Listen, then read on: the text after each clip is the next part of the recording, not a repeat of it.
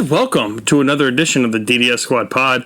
I am your host, the Enforcer Len Anderson, joining you live today from the Enforcement Entertainment LLC studios here at an undisclosed location in parts unknown. Checking in for another week of Beyond Wrestling Uncharted Territory, episode 16. We are 16 weeks into this run. When you think about it, it's kind of amazing. You know, this Beyond Wrestling, everybody knows the background where it started as a backyard wrestling and has grown into the juggernaut, the star maker of professional wrestling that it is today.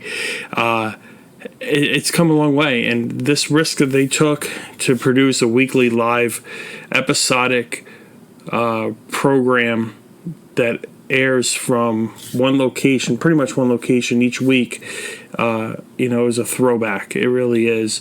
And it's something that they've done very successfully.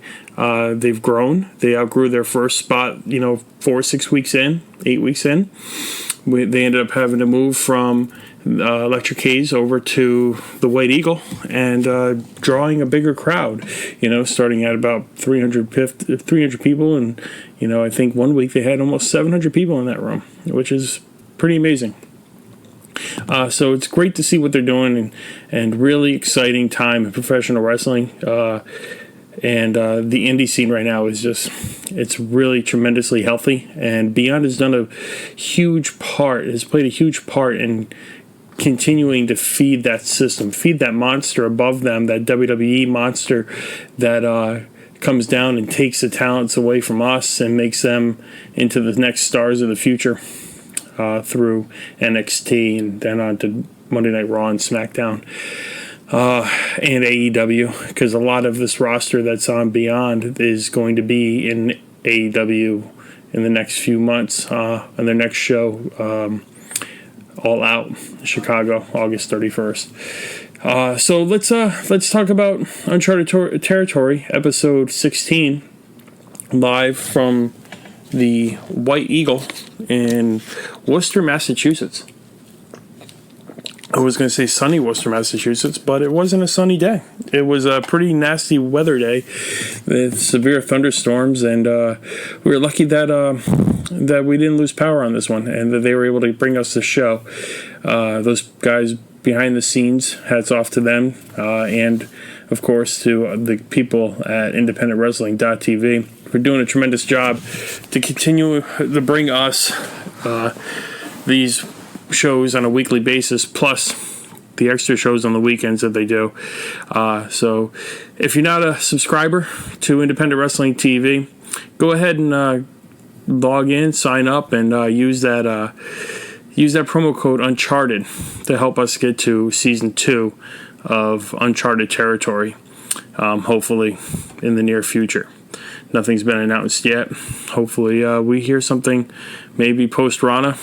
I'm not sure, but I got my fingers crossed, and I'm hoping for the best because I'm really enjoying it, and I enjoy making the trips up there when I can.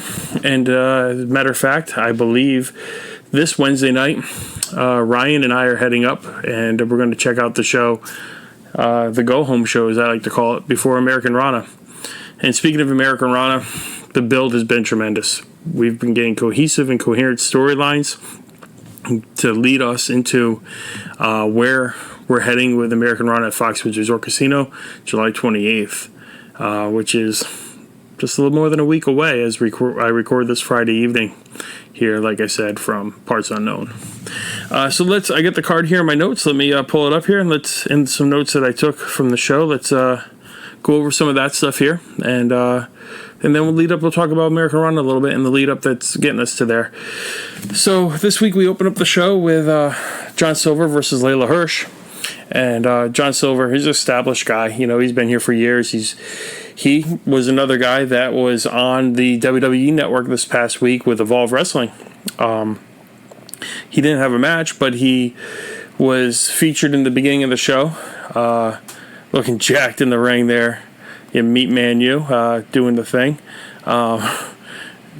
Anyway,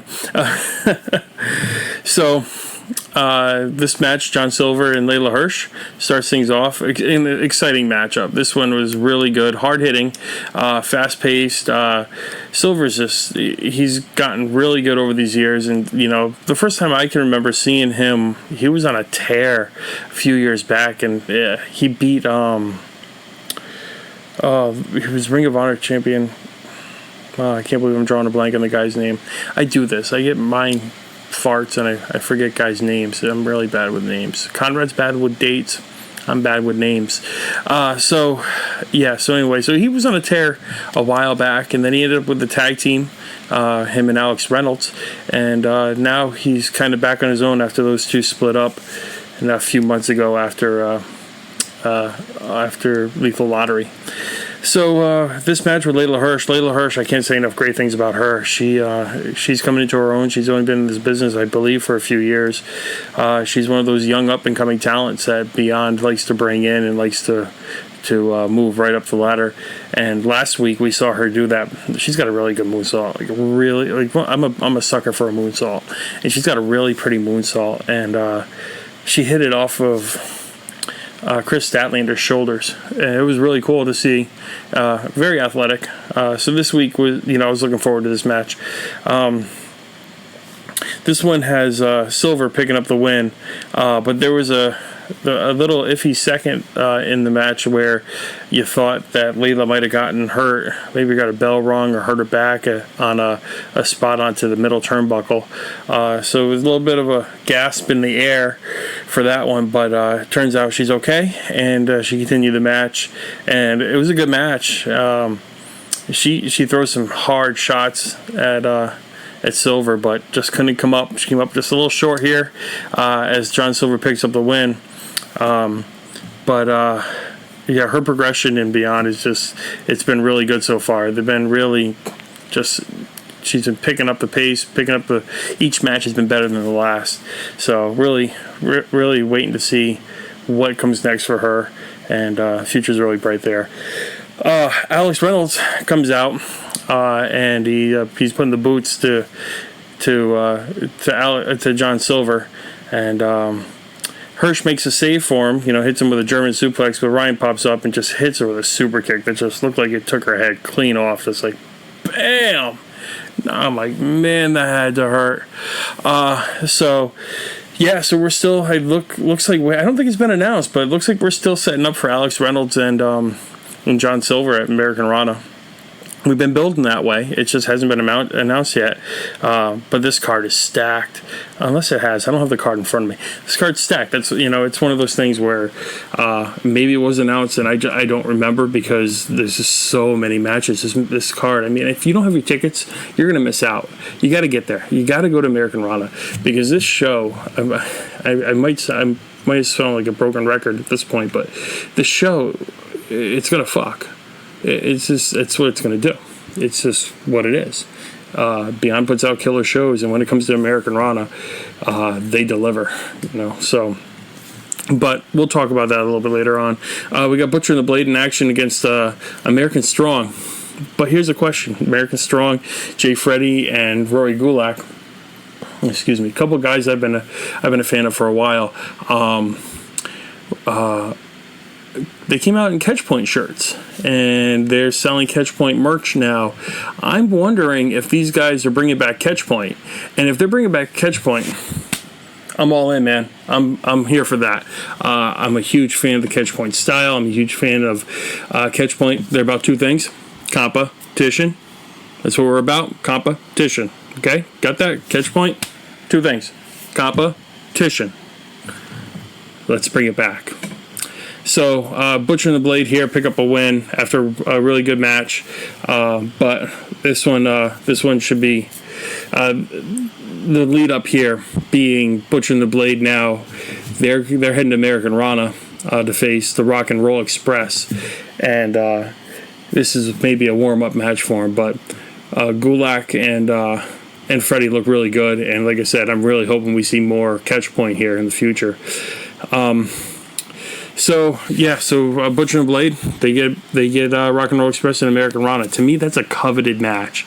If you're a tag team in independent wrestling, Rock and Roll Express is legendary. You know, the old NWA days, back in the day, Mid-South, all the old Territory days, 70s and 80s. These guys were the Young Bucks before the Young Bucks. I'm sure I'm not talking to an audience that doesn't know who the Rock and Roll Express are, but this is exciting. I saw their match, the Rock and Roll Express match with EYFBO, WrestleMania weekend. I didn't see it live. I saw it online. But man, that was a really good match. Really, really good stuff. To show that these guys at the ages of 50 something plus, so 60 years old, they can still go. They still have something left in the tank, and I can't wait to see it live for the first time. See these guys. And Butcher and the Blade are two very talented men who can go in the ring, and I think that their styles will kind of clash a little bit with Butcher and the Blade. Here I go again. I'm talking about Americanrana before I wanted to talk about Americanrana. I'm excited about Americanrana and what all will unfold with that. So I digressed a little bit and started getting to my Americanrana talk. Let's push that off. Let's continue on with the show, but we'll put a pin in it for a minute and just know that it's a coveted match to have as a tag team, and I think Butcher and the Blade are going to pull it off. It's going to be a really good match. So the next match on the show is Discovery Gauntlet. Christian Casanova, Cam Zagami, Club Cam, are coming out to face Red Death Daniel Garcia. I wasn't aware of Daniel Garcia before this match, but I am now, and you should be too. Daniel Garcia is a young and up-and-coming guy, and he's very talented. He got the win here over Christian Casanova, who was going into his fourth week in the Gauntlet, in a minute 28. And I note this because it was announced by Rich Palladino that Red Death Daniel Garcia won in a minute 28, which is remarkable in this tournament. Really cool. Quick match. Garcia won with submission, and then kills Cam. He just killed him. That's what you get, Cam. Cam's got me there. Club Cam, for turning on my boy Tom Santel and screwing him over, costing him that gauntlet. Yeah, I still hold a little bit of a grudge, but I digress. Cam get the shit kicked out of him. Red Death Fox, great match. So hopefully this doesn't mean the last of Casanova, because Casanova is a great talent, hell of a wrestler, very charismatic, good high flying stuff. And I've talked about before in the podcast here that I've seen him a bunch, and I've seen him early in his career also. So I'm really happy to see progression of him and success. So the next match, let me see here, notes. Yes, Captain Dicky himself. The filthy father, the putrid papa, the Captain Dicky on our boat ride to hell. So I'm going to give you a little bit of a backstory here. Over the weekend, Chris Dickinson posted a video saying he probably wasn't going to work this match. He's been dealing with an issue with his back and sciatica, and for somebody who myself, I've got degenerative disc disease in my back. I've got two very bad discs, my L3 and L4, that I need to have fused together. I've just been putting it off for years.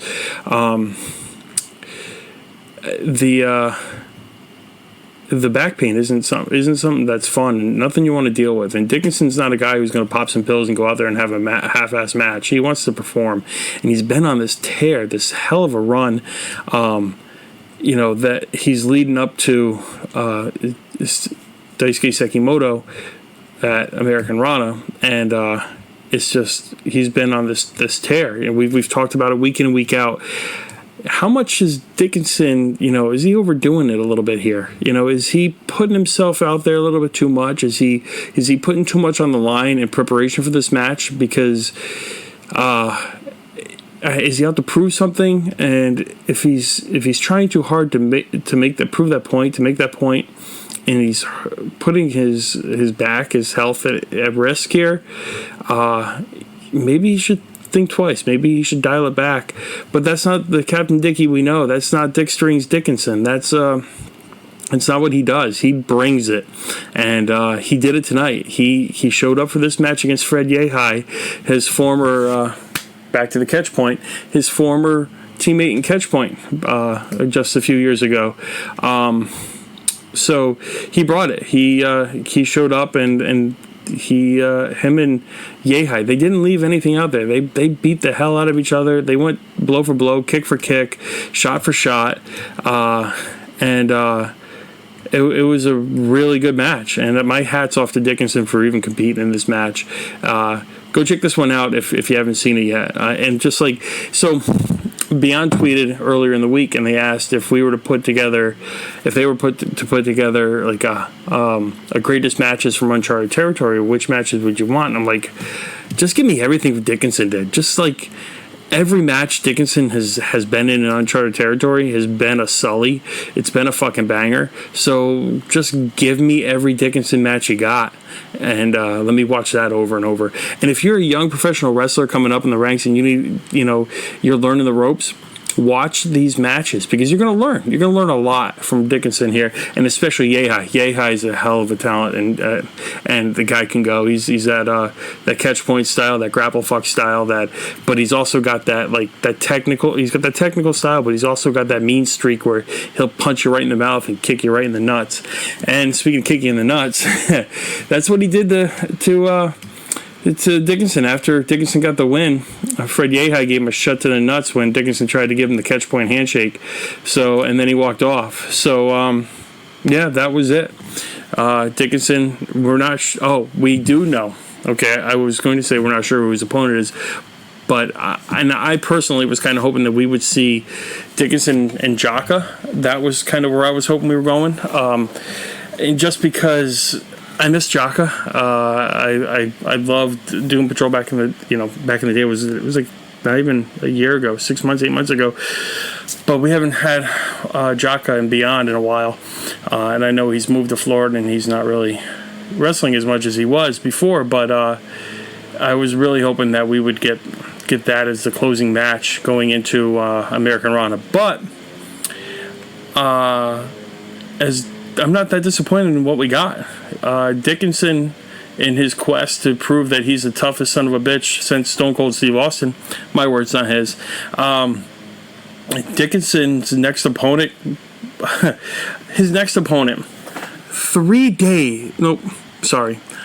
days, right? We got Wednesday, Thursday, Friday, Saturday. 4 days. 4 days before Americanrana. He's got stupid phone. It's going to ring for a minute. Sorry, guys. It's annoying. I'm not getting up to answer it. So, he's got just the 4 or 5 days before Americanrana. He's facing Timothy Thatcher. Yeah. Timothy. I'm going to say it right into the microphone. Timothy Thatcher. He's facing Timothy Thatcher right before Daisuke Sekimoto Americanrana. Chris, your back is already hurting. What are you doing? What are you trying to prove? I really hope that you're not leaving it all out there and you still have something for Daisuke Sekimoto come Americanrana. And I know you will, because you're the dirty daddy. You got this, Chris.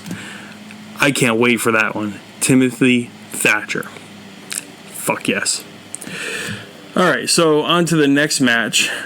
We have Nick Gage and Thomas Santel versus Rich Holiday and Ken Doane. And this is nice. This puts a little bow on what's been happening over the last couple weeks with Rich Holiday and Nick Gage and Ken Doane coming out and talking shit to all the Beyond fans.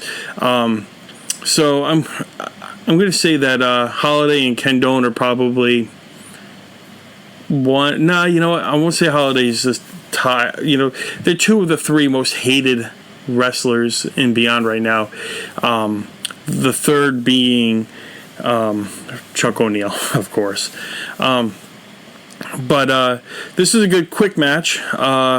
I really enjoyed this one. Really love this one because this one, again, every match is setting up Americanrana. Every match is getting us to where we need to go on July 28th. And this match here, no different because we weren't sure who Nick Gage's tag team partner is going to be going into Americanrana. He's going to pick his opponent, or pick his tag partner, excuse me.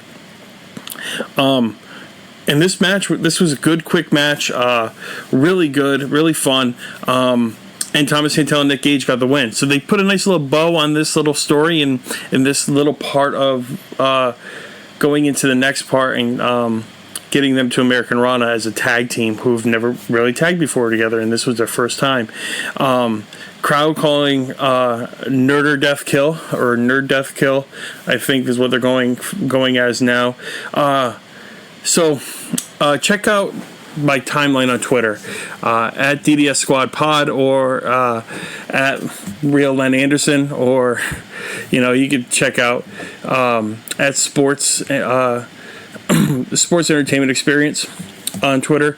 There's a really good video that they tweeted out today hyping Nerder Death Kill versus the Chop and Roll Express of Brian Alvarez and Filthy Tom Lawler.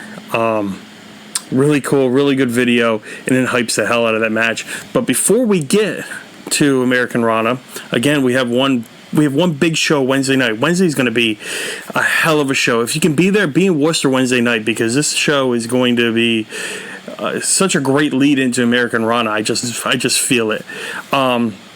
Next week, when we talk about putting bows on stories and tying things up nice and neat, we're going to get Thomas Santel and Nick Gage versus Cam Zagami and Christian Casanova. So that story is in and of itself how we get here, because if it wasn't for Cam and Christian Casanova, Thomas Santel could very well still be in the gauntlet match. He could still be running roughshod, because the guy hasn't really lost since he lost to Cam. I'm sorry, since he lost to Casanova with help from Cam. So that's going to be really good. I'm looking forward to that. And then, like I said, the bow on the story. Let's wrap that up and let's get to Americanrana versus Chop and Roll Express. And go watch that video, because I'm telling you, it gave me chills, and it hyped me even more for Americanrana, which I didn't know was possible. So the next match, Wheeler Yuta versus Brandon Thurston. This is a match I didn't know I wanted until I saw it, to tell you the truth. Brandon Thurston, if you go back to the secret show in Boston that we dubbed Shh, it's a secret. The secret show was a really good match, and I'm like, I can't wait to see the guy again. And we got him here again against Wheeler Yuta, and these guys wrestled a really good technical style, really good match. Thurston always looks good. He's just, I don't know what it is, I don't know why I hadn't seen him before they brought him back with Beyond, because the guy's great, and I hope to see more of him here in Beyond. And this was a great showcase for him too. Wheeler Yuta picked up the win. And then we got Chuck O'Neal hitting the ring immediately. Chuck O'Neal, that's dirty son of a... Anyway, again, I don't have the card in front of me, but I would think that we're heading to O'Neal and Yuta at Rana. I keep saying I don't have the card in front of me. Let me pull the card up, because, I hate to keep having to second guess this card. All right, so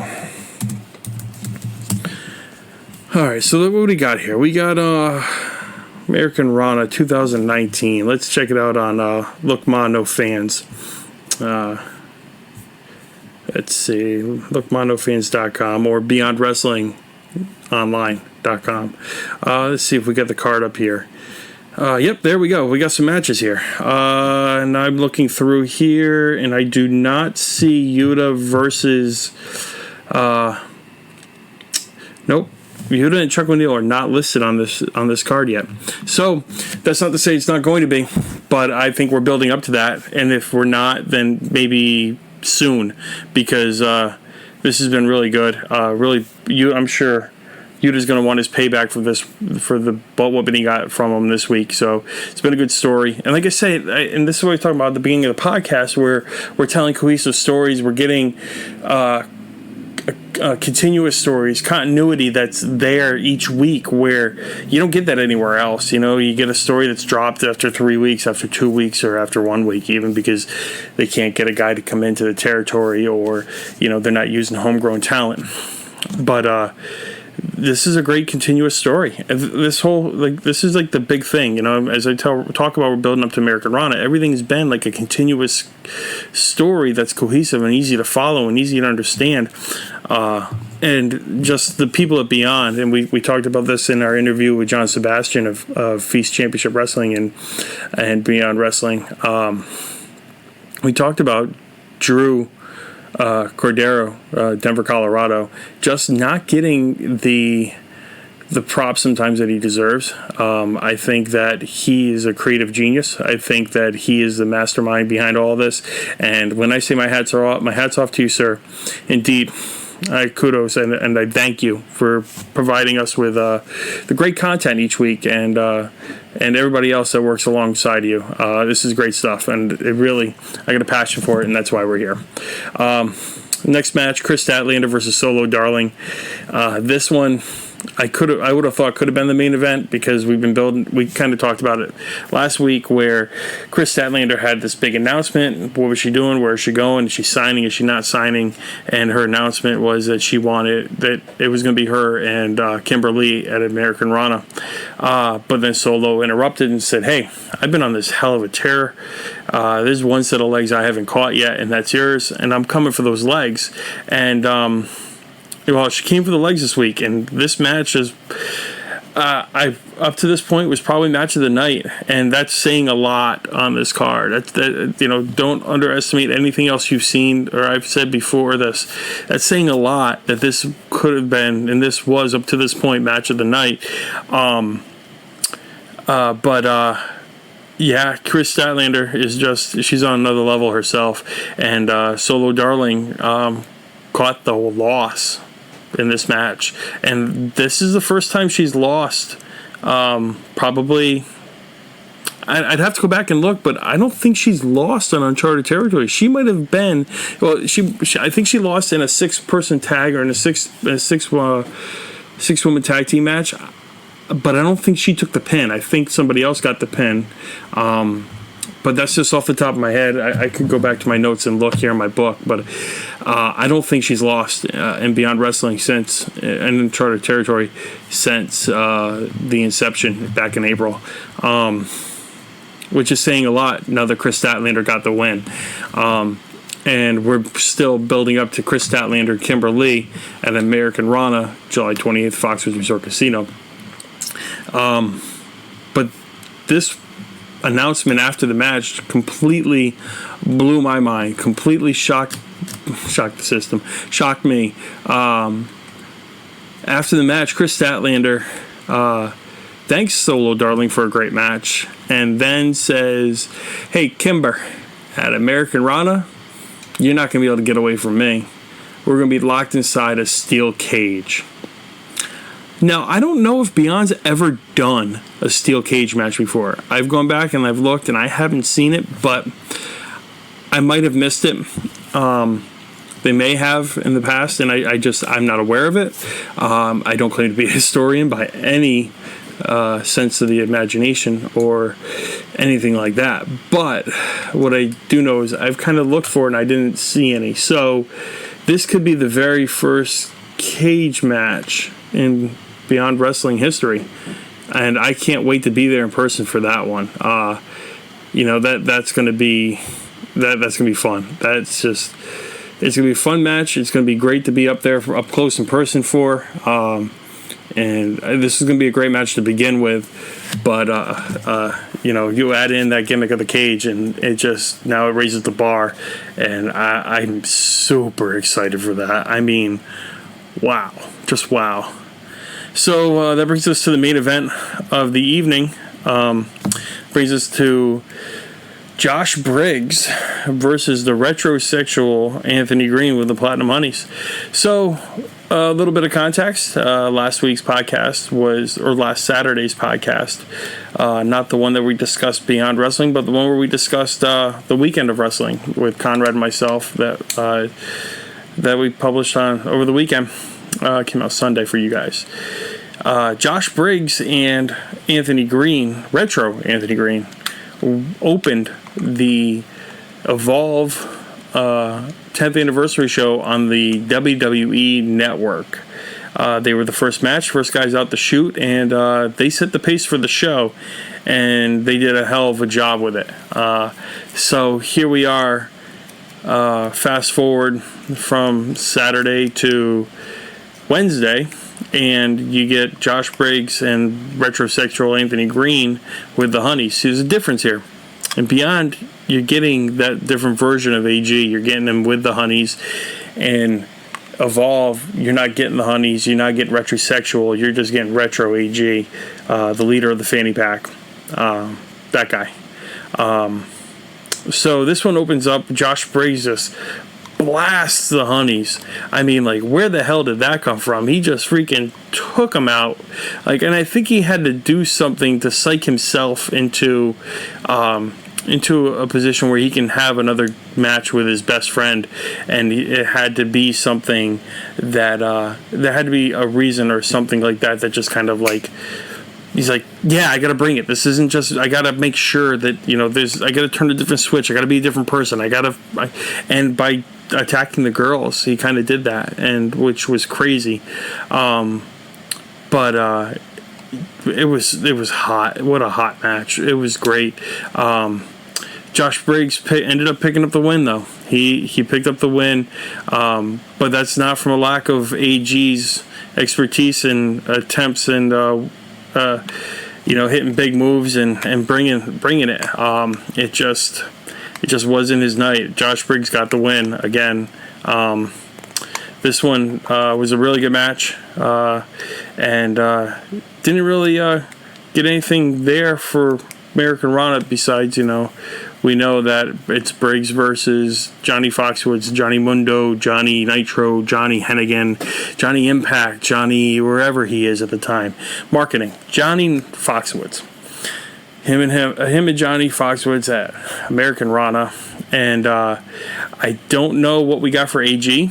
I hear he may be in the Feast Championship Wrestling ladder match, which, whoever we can get in there to keep that belt off of Ken Doan, I don't care if it's got to be me out of retirement. We got to keep this belt off of Ken Doan. We got to do what we got to do and make sure that, we just make sure that Ken Doan does not leave Americanrana with the Feast Championship Wrestling Championship by hook or by crook, right? And they've been doing a really good job of hyping this one on Twitter. They've been on the championship match on Twitter. They've been reaching out to talents, Coco Beware, anybody they can think of, and they've been sending videos saying, "Hey, make sure we keep that belt off of Ken Doan." So that's the biggest point here we can make is we're keeping that belt off of Ken Doan because the guy's a dick. We don't want to see that belt on him. He's an asshole. So that's it for this show. So like I said, this one built up really well for Americanrana. Let me see if I got anything else in my notes. Nope, that's all I got. So that's a good show. So let's quickly kind of tease what we got for Americanrana here. Let's go over what we know that is an advertised match. So like we were just talking about the Feast Championship Wrestling ladder match featuring Cheeseburger, who is your Feast Championship Wrestling champion right at this time. We know Ken Doan is in it, and we know that AG is in it. From what I hear, we're supposed to get maybe another 5 or 6 guys in that match. It's going to be a lot of guys in that match. So anything we do to keep the belt off of Ken Doan, that's what we got to remember. Bear Country versus LAX. I can't wait for that one. I just mean, that right there is for that match will determine the tag team aces of Beyond Wrestling. LAX's future, we've heard the rumblings, the rumors, the innuendo that's out there. Not my window, in your window. That's out there about LAX, EYFBO signing with WWE or AEW now that their Impact contracts are up.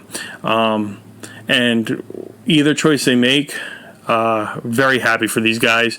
These are two cool, down-to-earth dudes that I'd love to talk sneakers with. Ryan's had some great conversations with them about Jordans, and if you know us in the squad, you know we're sneakerheads on top of wrestling heads, and I'm really happy for these guys. I hope the best for them. As sad as it is that we won't have them anymore. We haven't seen much of them in the last few months anyway, so I'm not sure. I'm not sure when the last time we saw them really was. May have been.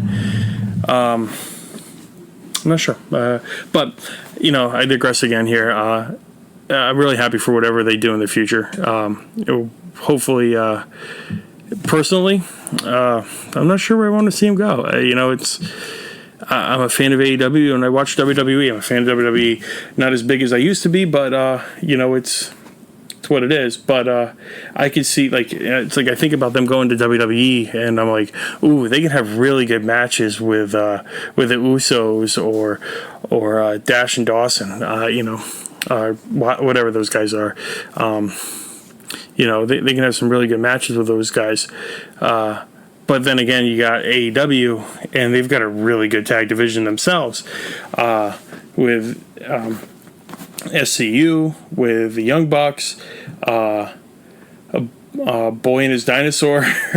There's a lot going on there with the tag team division. So tag team wrestling is really where it's at right now, and I hope good things for them in the future, if that is indeed the truth, and not just a random rumor that we're reading on Reddit. Kimberly and Chris Statlander, we talked about the cage match. Really excited for that one. Tom Lawler and Brian Alvarez versus Thomas Santel and Nick Gage. That one's just... go watch the video. I'm telling you, go watch that video. It's going to give you chills. Here's one we don't talk very much about. This one, oh my goodness. Orange Cassidy and Artie Evans. Artie Evans, if you don't know the story, Artie Evans was a WWE independent wrestler turned WWE producer, writer. Excuse me. And he quit the night of the Hall of Fame because of the incident with Bret Hart using Vince McMahon's name in his thank you speech. The most asinine reason to have to quit a job. But he did, and the first thing he decided was he wanted to have a match with Orange Cassidy, and that match is taking place at Americanrana, and I'm really looking forward to that one. I love Orange, and if you want to meet Orange Cassidy, here's the thing too I haven't mentioned. You want to meet Orange Cassidy, Joey Janela, and the Rock and Roll Express, head on over, and now Anthony Green also, head on over to K&M All-Star Sports and Foxwoods in the outlet section, the Tanger outlet section, and these guys will be doing autograph sessions and meet and greets over there at K&M All-Star Sports, I believe starting at 11 o'clock and going right till noon. So check them out, head on over there, and meet some of your favorite wrestlers from Beyond Wrestling.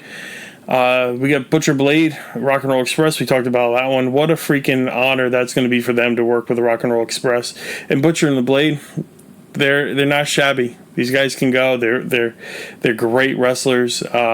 This is going to be a fun match. This is going to be a really good fun match. Josh Briggs versus Johnny Foxwoods, aka John Hennigan. We just talked about that briefly.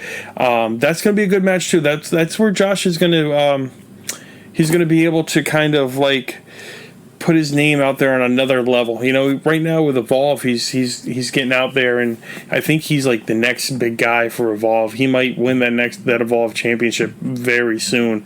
But Johnny Foxwoods is a former WWE guy, former Impact guy. He's been everywhere. And another rumor is his contract's up with Impact, so he can go wherever he wants.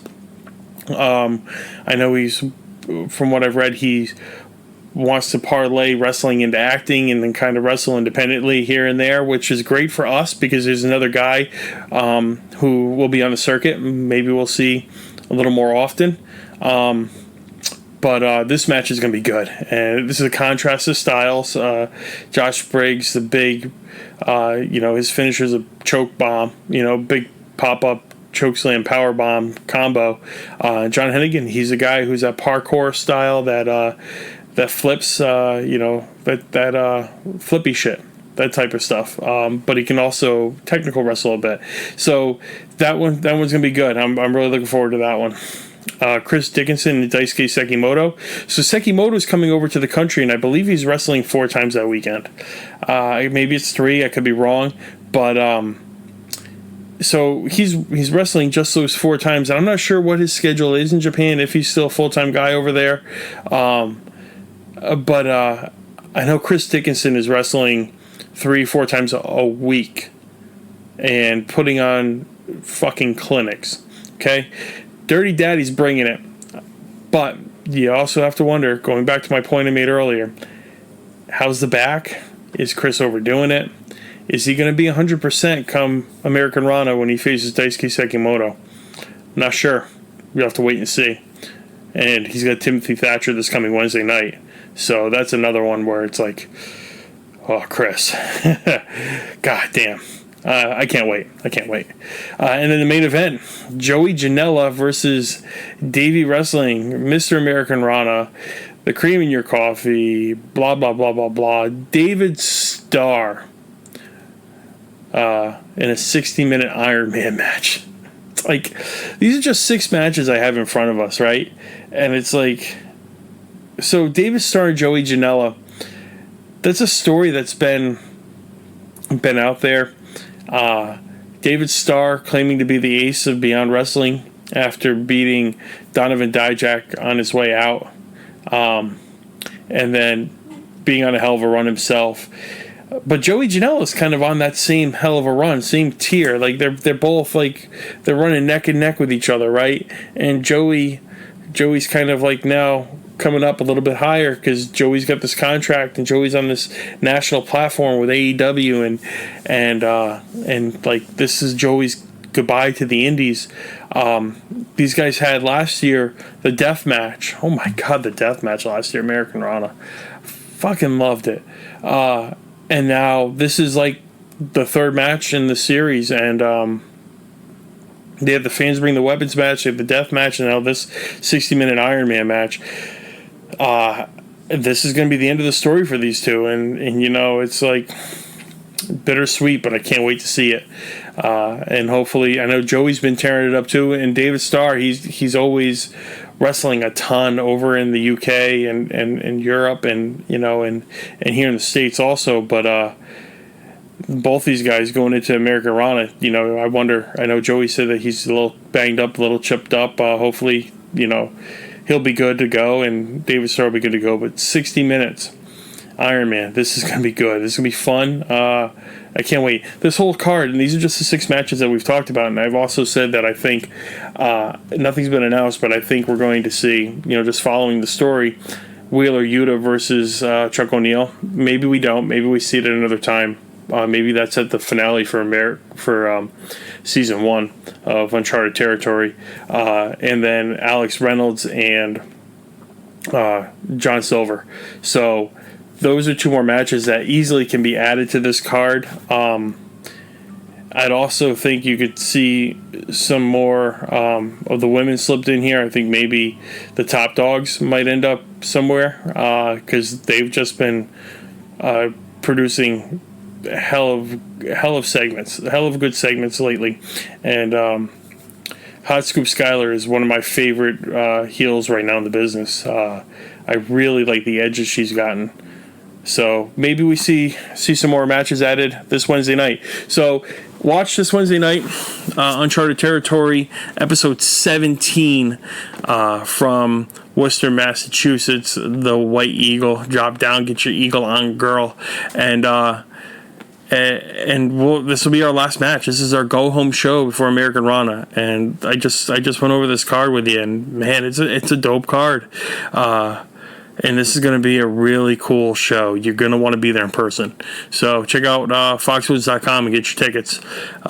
In the meantime, check us out at DDS Squad Pod on Twitter, where you get your podcasts. Check us out on YouTube at the DDS Squad. You can check us out on Instagram, Dope Shit Squad. On Twitter, Dope Shit Squad. At Real Len Anderson on Twitter. And, of course, until then, until next time, do dope shit, guys. Enjoy the weekend. We'll see you in Worcester Wednesday night.